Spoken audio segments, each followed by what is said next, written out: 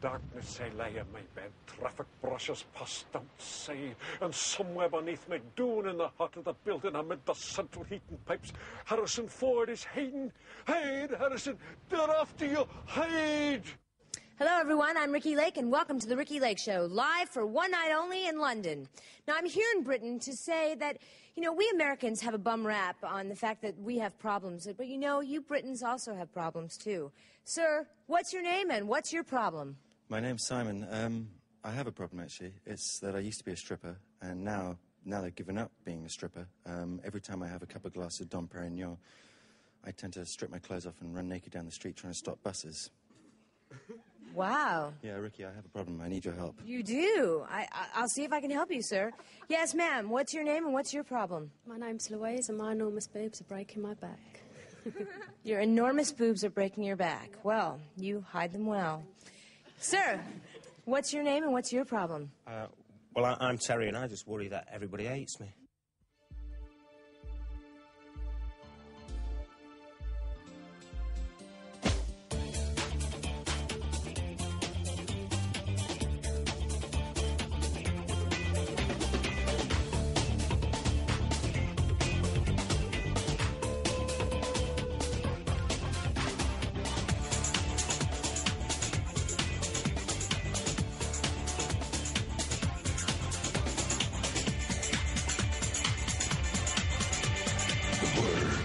Tonight on The Word, live in the studio, we bring you Britain's bantamweight boxing champ, Prince Naseem, and heavyweight actress turned talk show queen, Ricki Lake, plus movie hard man Jean-Claude Van Damme and John Wayne Bobbitt, the man who lost his manhood and became a millionaire porn star. We check out Naomi Campbell's earliest bid for stardom and performing live metalheads and South African rappers, prophets of the city. The Word.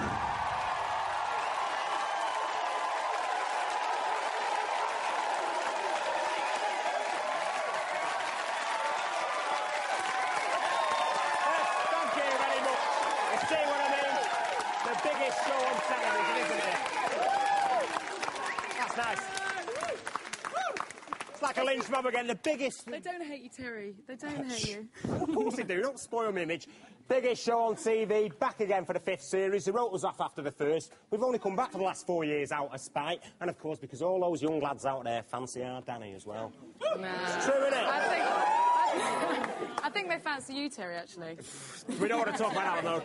Well, fortunately tonight I get to be in the studio, but if you're wondering who's out on that glamorous location we normally send people onto, it is, in fact, our new recruit, Jasmine, and she is, in fact, in Paris with the most famous Belgian there ever was since Tintin, and she's with Jean-Claude Van Damme. Here I am in Paris, and it's cool. I can't believe I'm here. Look behind me is the River Seine. I'm here to hook up with an old friend from The Word, star of blockbusters like Universal Soldier, Hard Target, Kickboxer. My man for tonight is Jean-Claude Van Damme. The only thing is, with him being such a hard man, I hope he's going to be gentle with me on my first night. I'm on my way to his hotel now, so the next time I talk to you all, I'm going to be with the man himself. See ya! Brilliant stuff, there's Jazz. A prime assignment for the first show. Kicking us off this series, our very first band, all the way from Cape Town, South Africa. Please welcome the City Prophets, and Never Again. Prophets of the City. Finally, a black president. I know it's all I spit it. I saw it, so I rip it. The power will bring it when I throw it, the big it. So I dedicate this to those who are down with the revolution. All over the world and never losing. I dedicate this to those who are down with the struggle. G, even when things got ugly. Cause the black race always at a slap face. Cause freedom moves at a whack pace. It sometimes takes a miracle to see my people free. Cause it's not done easily. So I dedicate this to those who don't turn the other cheek, and to those who'd rather speak against colonialism, imperialism, and racism. So I'm bringing it back to the basics, and I know that those who supported the struggle locally, I support your struggle globally. So thank me, thank you, and we stand true. But if you're not down, then damn you. Do it, just do it. Just do it, do it, do it. Just do it, just do it. Just do it, do it, do it. 94, my name up on top. 94, apartheid off it drop. 94, VOC now go pop. 94, and culture now goes up. Black people in Brazil, them now yet free. Black people in Australia, them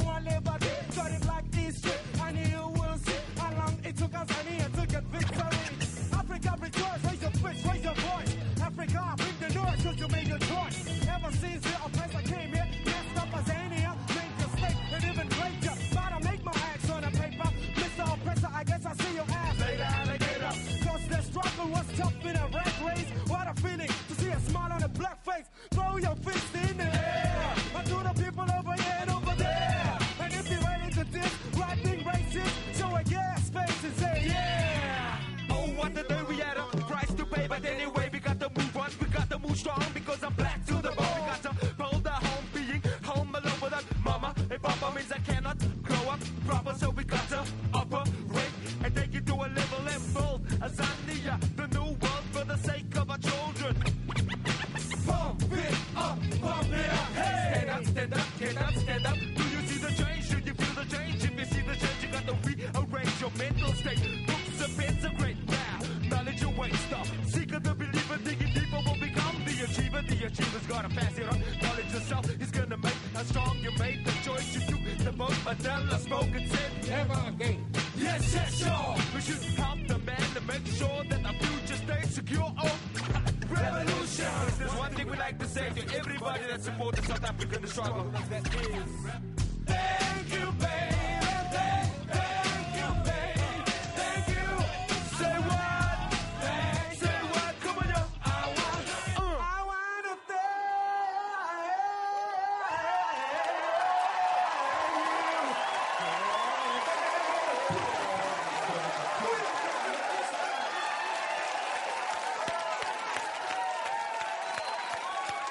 Yes, thank you very much. As I said, blimey. Fantastic, isn't it? It's great to be back. Prophets of the city, as I said before, and never again, from South Africa. So as you can see, the cultural boycott on this show is over. Although a lot of people might have thought we've been, you know, boycotting culture for the last 5 years. Now, my first guest tonight started out acting in films alongside the likes of Johnny Depp and Kathleen Turner, but she's had a career change and is now probably the second biggest talk show host in the world after Oprah Winfrey. Take a look at this. Once she was fat, now she's fabulous. Ricki Lake started her career as Divine's 18-stone daughter in Hairspray and alongside Johnny Depp in Cry Baby. But 3 years ago, she realised her love handles were ruining her career. So Ricki lost 9 stone and landed her own American talk show now on Channel 4. She's the new queen of chat. Welcome to the Word, Ricki.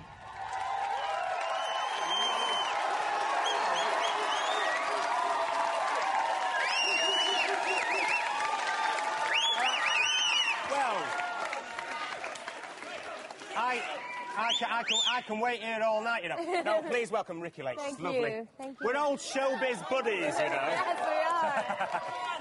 What are you Brits are friendly? Yeah, well, they're lovely, aren't they? They're very terrific, vociferous. yes. Oh, yes. Bit of passion, you see. Oh, yes. Now, all right, thanks a lot. OK, now, 4 years ago when last we met in Los Angeles, there you were, film star, on the up and up. And now, the second biggest talk show host in the whole world. Who knew? Where did that change come from? I was actually at a point in my career where things weren't going so hot. This was about a year or two after I met you, and I had sort of hit bottom. I couldn't find a job. I was very overweight. I wasn't very happy, and so I made a change, and this talk show sort of came my way out of the blue, and I'm sure glad it did. I'm proud to say I can now pay my rent without a problem. Oh, yeah, because you actually had a house repossessed, didn't you? Oh, yes. Tell all, why don't you? It's all written there, isn't it, in the papers? Yes. Was that very traumatic for you?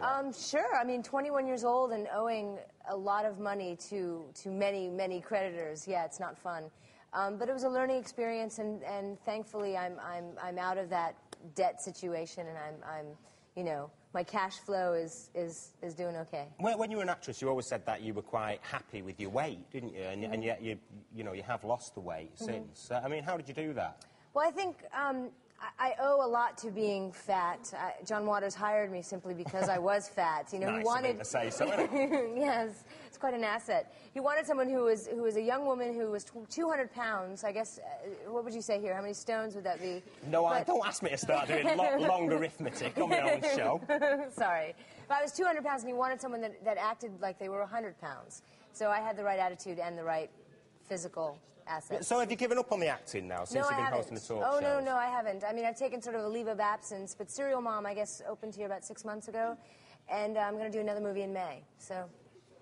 I mean, so the acting is still on the back burner, but you can make huge amounts of money being a talk show host. But I always think, like, the Americans, they talk about anything, won't they? Let's talk about the money you make, Terry. Hey, no, never mind about it. You won't want to know about that. Hey, you wouldn't even be able to do your shopping every week with what I get. No, but, I mean, the Americans will talk about anything, because we watch these shows like Oprah Winfrey over, and you think, you know, how can people say that? Yeah, I know. You Brits seem to be much more reserved. You know, I'm sure you have many infidelities. I'm not speaking about you, I'm speaking about people in general.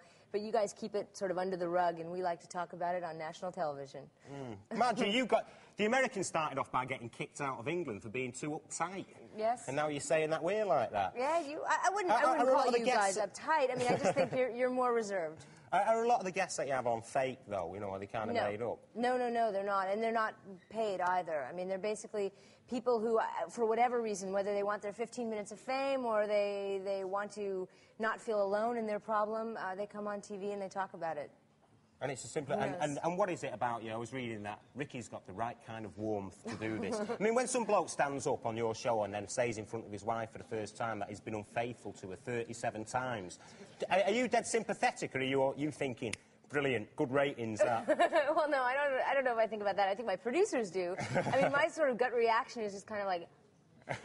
You know, I'm in shock, and I think a lot of people watch simply to see my reactions. I mean, I can only be who I am. I can only be true to myself. I can't hide my emotions. I can't hide my opinions. So. When you hear all those confessions, though, do you get dead paranoid about your own husband and everything? Oh, definitely. When I'm reading these, I get packets the night before, and I'm reading about, you know, this one has slept around on this one, and this one is really gay. You know, constantly, honey, you're not gay, right? You're not gay. You know, constantly. I bring my work home with me.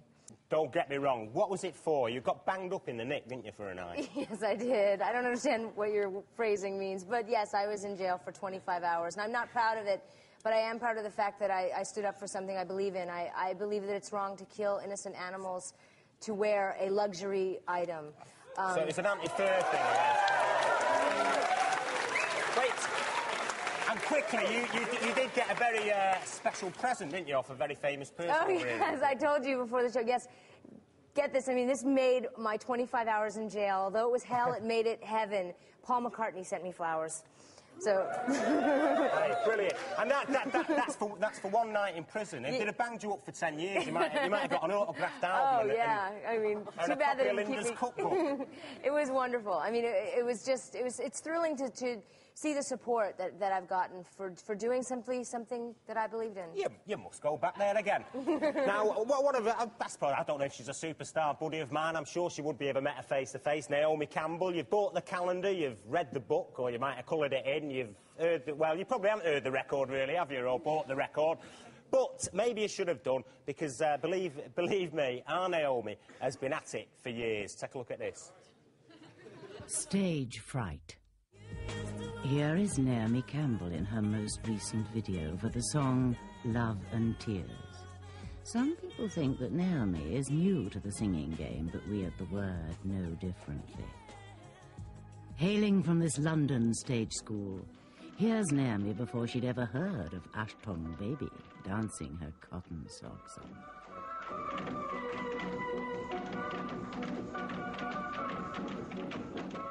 Then the little darling makes a dazzling start to her singing career. To find out if you're feeling it too, 'cause it's hard to tell, so here's what I do. Baby woman? No, baby woman. Oh, yeah.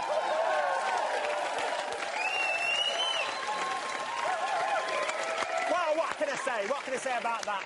13 years ago, Naomi Campbell, precocious brat and couldn't sing.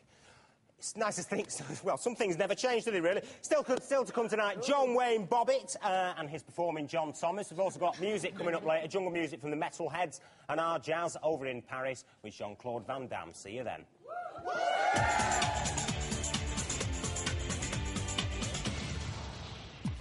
Which one of these stars has not had a relative in jail? Is it Demi Moore, Woody Harrelson, Elvis Presley, or Madonna? Find out after the break. The Word. You switch the switch, the light comes on. And that's how electricity works.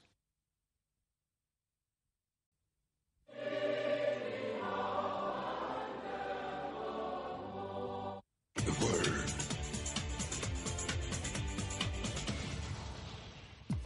We asked you which one of these stars had not had a relative in jail. The answer is Demi Moore.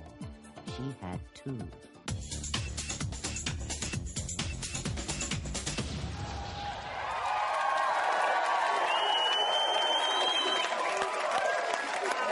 back to part 2 of the first edition of the 5th series in a word. Still with me, the lovely Ricki Lake. And a bit later in the show, we'll be showing you how to get the perfect revenge on somebody who might have done the dirties on you. But now, my next guest tonight is a national hero, both in the Yemen and in his native Sheffield. He's being hailed as the best British boxer of, well, best British boxer potentially of all time. He's here with us tonight. Take a look at this. You're going to meet him in a minute. He's a prince born to be king. 20-year-old Prince Naseem has taken the boxing world by storm with 15 straight wins. On Saturday, he pulverised Lorena Ramirez to retain his WBC International Super Bantamweight title. He's a master showman who says he'll be world champion because he has a gift from God. Is it all just hype? Welcome to the word, Naseem. Yes. Come up here, Naseem. He's a man. The best.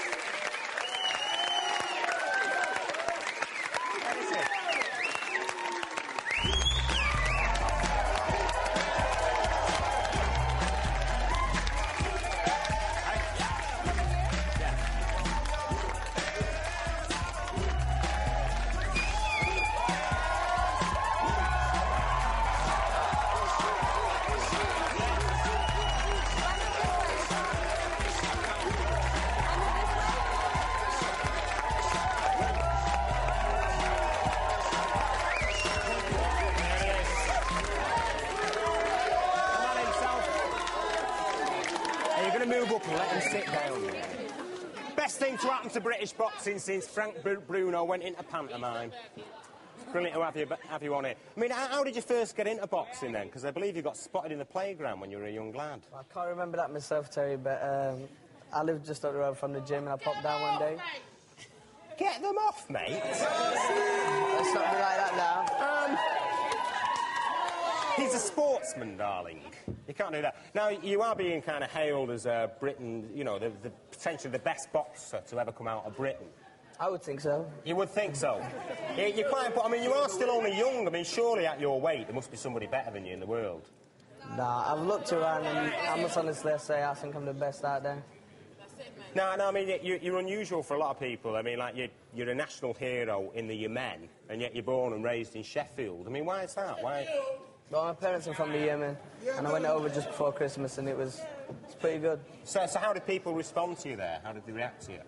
Well, it was great, actually, because they treat me like royalty over there. When we came back here, it was a bit different. Is that your free Rolex watch? That's the watch there for you. Is that a jackal? That's all right, isn't it? It's a nice watch. It was a good Christmas present, actually, from the president. Their way of saying thank you.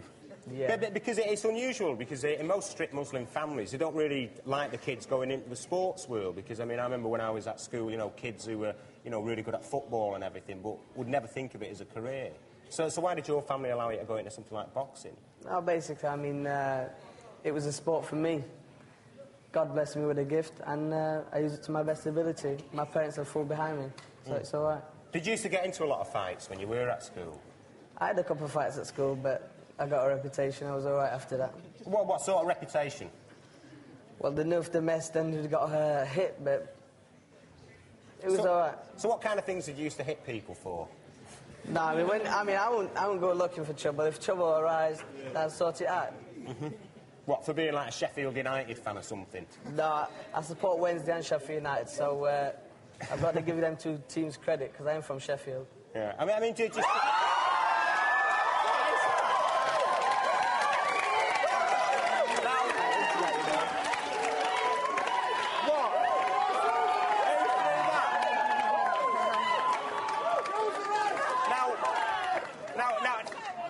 Now, Ricki, I'll keep them for later. Now, what would your mother say about that? I don't think she'd be very pleased, but she knows what the people are like, so it's all right. I mean, there have been good boxers in Britain in the past who've kind of never fulfilled the potential because they've indulged too much in the nightlife, you know, drinking beer and chasing women and everything. How do you, as a young lad, have the discipline to stop yourself from doing all of that? There's big temptations in life for a fighter, but I'm cool in them stages with being a Muslim. I don't drink, so I'm all right. Well, you've got plenty of time to go yet. Listen, you're going to stay with us. Meanwhile, a new band for the show. This group are going to be big. I suppose, what can you say? The cutest quartet to come out of America since the Monkees. This is Sammy.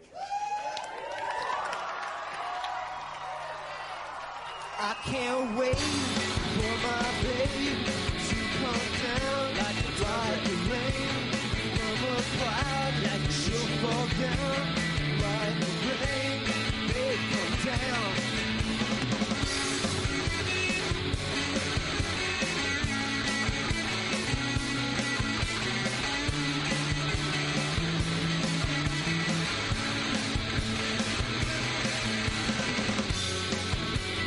Just the way you are, and not just the way you've been. And I know you never meant a thing by the way you used to hang out me. You used to want that date. You used to share your cake. But now wait, then come down. To see you, then come down.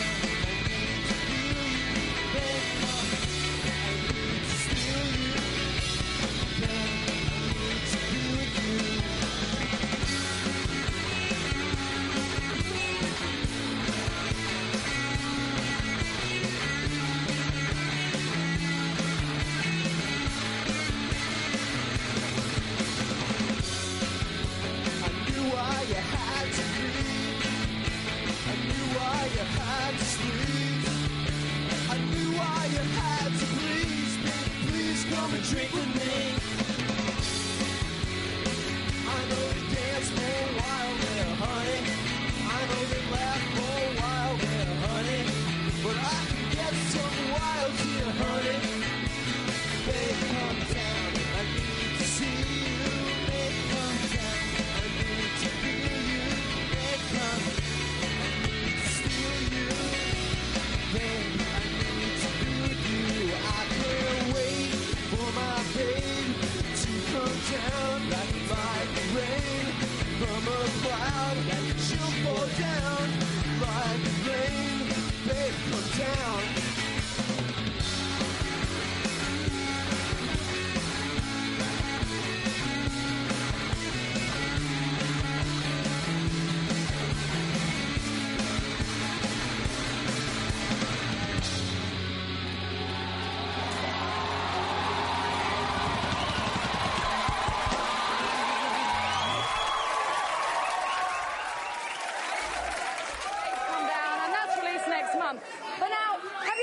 To get back on someone, I'm not really sure how to do it.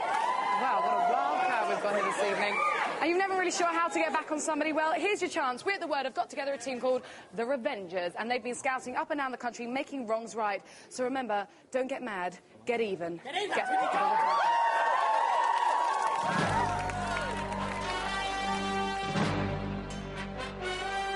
This week's Revenger is Andrew Toomey, who wants to get his own back on his cousin Edward Minlar for the years of constant bullying he's put him through. Apparently, Edward prides himself on being a bit of a cool customer, so we decided to see how he would react to a spot of door-to-door surgery.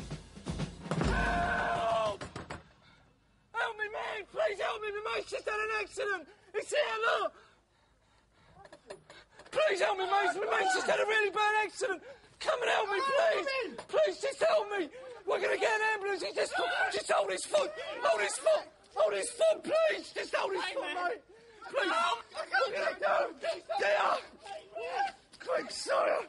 Hold his foot, mate. Hold his foot. Please, hold his foot. Hold the foot. Mate, will you hold his foot? Just hold his foot a minute, will you? Please, just hold his foot, mate. Hold his foot. Please. Don't worry, Tim, don't worry. He's coming! Tim! My legs! Put it in the deep freeze! Put it in the deep freeze! Just put it in the deep freeze! Put it in the deep freeze! Andrew, I'm Danny Bear from The Word. You've been done, it was a joke. Oh, man. Well, this is basically a warning to say, stop bullying your cousin Andrew. Results.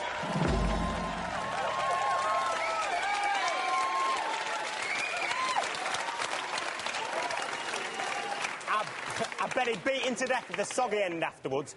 Now, you mock a lot of your opponents in the ring, aren't you? Worried that they might want revenge on you for that?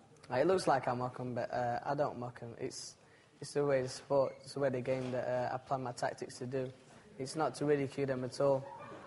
It's to win. They might get a bit annoyed. Is there anyone you'd like revenge on, Ricki? Oh, any woman that comes near my husband, I'd certainly want to get revenge, certainly. Oh, well, we can talk about that later. We've got something coming up which pertains to that. And if you'd actually like the revenge is to pay a call on somebody that you've got a gripe with, all you've got to do is write to us at the word, P.O. Box 2781, London E14. We'll be back after the break with the man with the most talked about todger in the whole world. And also Jazz is over in Paris with that Flemish fantasy made flesh, Jean-Claude Van Damme. We'll see you then.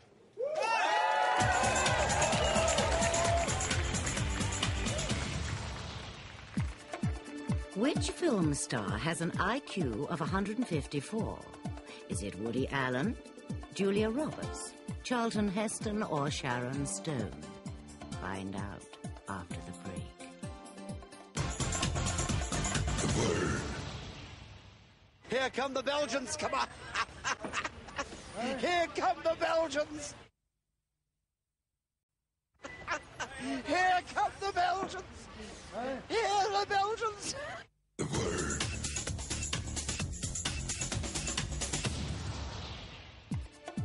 We asked you which film star had an IQ of 154. The answer is Sharon Stone, and she still can't remember to put her knickers on.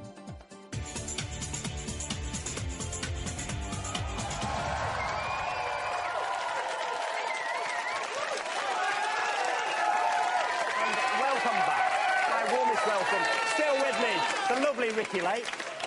You're having a great time, aren't you? And Prince Naseem Hamid, who would just like to say that it wasn't, that bra wasn't thrown at you, was it? No, I'm sure it was thrown at you, Terry, but there's no need for that at all, but... I was going to say, but isn't Prince a bit of an effeminate name for a boxer? Nah, not at all, because a prince must be a king, remember? That's right. And I will be a king. And actually, thinking about it, our next-door neighbours had a boxer called Prince when I was a kid. All right, now it's off to... it's over to our new girl. Over to our new girl, Jazz, who's over in Paris with the muscles from Brussels, Jean-Claude Van Damme. Jazz. Well, I must be the most lucky girl in the world. Not only have I landed the most glamorous job in British TV, but I'm also here in Paris for my first assignment interviewing one of the biggest movie stars in the world, Jean-Claude Van Damme. And she's the greatest, by the way. Jean-Claude, what's it like? She's cold. Yeah, I am a bit. What's it like being in Europe again? Because you live in America now, don't you? Europe is fantastic. I mean, everything is beautiful. In every country, you have something special. Right. Now, listen up. We've been admiring the Parisian view, but it is, like you said, getting a bit chilly out here. So let's take a step into our suite, Jean-Claude. Let me tell you about where we are. This is the most glamorous hotel in Paris, and we are in the most expensive suite. Nothing but the best, of course. And we're going to take a seat here. Jean-Claude, come and make yourself at home. But before you sit down, could you help me off with my jacket? Jacket? Yes. I just... Oh, that's a jacket? That's it. Of course. Great. Nice. Do you like it? It's very, very avant-garde, right? So I'll help you right now. Here, on the chair. Woo! Okay. Now, are you comfortable? I'm great. Okay. Now, the last time you were on The Word, Danny was on the set of Time Cop with you. Yeah? Now, I've watched clips from it. Danny, right. Danny, right. you remember Danny? No, I don't. She remembers you, believe me. Oh, it's a lady. It's a lady. Danny, okay, I remember now. And she was on the set of Time Cop with you. Now, I've seen clips from it. It looks like it's going to be a smash for sure. I mean, how do you think it went? We did very well in the US and in Japan, so I hope it will keep on going. Right. Don't come too close, because I've got a big nose, then it looks like an airbag. So have I. Now, Time Cop is going to be released in January in Britain. I mean, it's going to have massive stunts and high kicks and things. I mean, can you tell us what sort of stunts? Are you going to show us any high kicks? It's a movie about time traveling, so we have lots of special effects, lots of stun, a love story, lots of action, of course, and a great cast. And it will be, I hope, and I believe so, a great success. It's a good movie. It's my best movie so far. Oh, well, I look forward to seeing it. Are you going to show us any of your high kicks now? High kicks now. I've got a very tight pants, and if I break my pants... Do you say break in English? Tear. If I tear? Yeah. If I tear my pants, then you will see something else, and that's not so good for TV. Okay. Well, listen.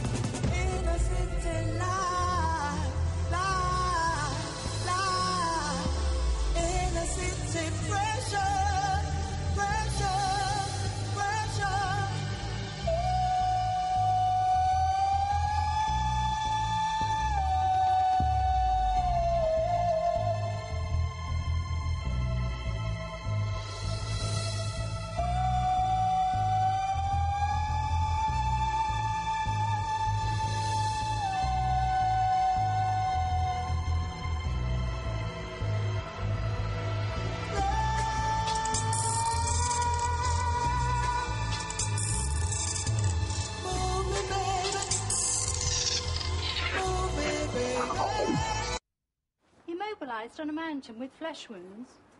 Don't worry if the blood attracts maggots. If eaten, these can provide a valuable source of protein.